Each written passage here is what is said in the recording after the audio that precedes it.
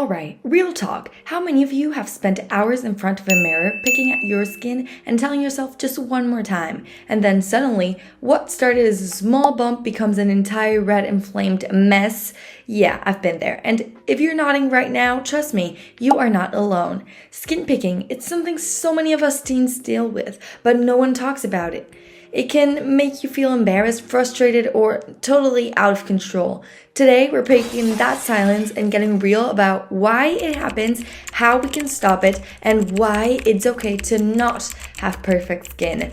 I'm going to share my personal experience with this, what finally worked for me, spoiler alert, aloe vera was my miracle, and give you tips on how to get out of the skin picking cycle. Hey Sublime Society, welcome back to yet another episode. Today we're diving into a topic that way too many people deal with, but almost nobody talks about. But first, riddle time! That's right, for those of you who are new, we've started a little tradition around here. Every episode, I'll throw out a riddle at the start and you'll get the answer at the end. Keep things spicy, right? Alright, today's riddle is, what has to be broken before you can use it?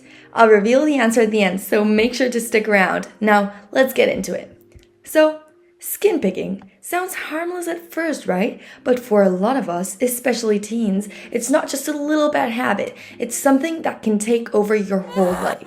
Whether it's picking at acne, scabs, or just random spots on your skin, it can get so bad that it leaves marks, scars, and honestly, a lot of stress. I'll be real with you guys. I've had my own struggles with this. It usually starts with something tiny like a zit, and the next thing I know, I'm standing in front of the mirror for an hour. And then, the worst part, you feel horrible after. You just want to undo it all. But guess what? You can't. Sound familiar? So, why do we do it? A lot of the time, it's not just about skin. It's about stress, boredom, anxiety. Sometimes we don't even know why we're doing it. That's what makes it tricky. You might find yourself picking when you're anxious about school, frustrated with friends, or maybe even when you're just watching Netflix and spacing out.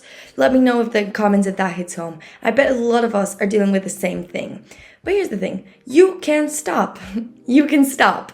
It's not easy, but you can manage it. Here are a few strategies that have worked for me and other people I know. First off, create physical barriers. Cover up your skin when you can, like with band-aids or even skincare patches. Sometimes just having a tiny barrier helps. Trust me, those hydrocolloid patches, they're your best friend. Next, keep your hands busy.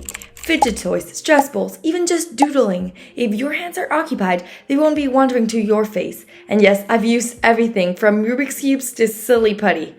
Next, set skincare goals, not traps. Here is where it gets tricky. Focusing on skincare too much can make you obsessed with your face in the mirror, but having a simple routine can be grounding. Try keeping it chill. Cleanse, moisturize, walk away.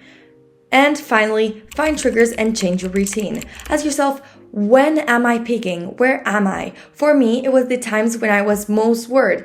So when I had nothing to do. So that's when I decided that whenever I felt like picking, I should just go do a creative activity. Wow. I drew, I wrote a poem, whatever thing that kept my mind and my fingers occupied. Once you know your triggers like stress or boredom, you can switch it up. For me, a huge trigger was also being stuck in front of the mirror for too long, so I started using aloe vera before bed. It really helped soothe my skin and kept me from picking at night. The slimy surface it leaves on the skin avoided me trying to pick it constantly, and so that really worked for me.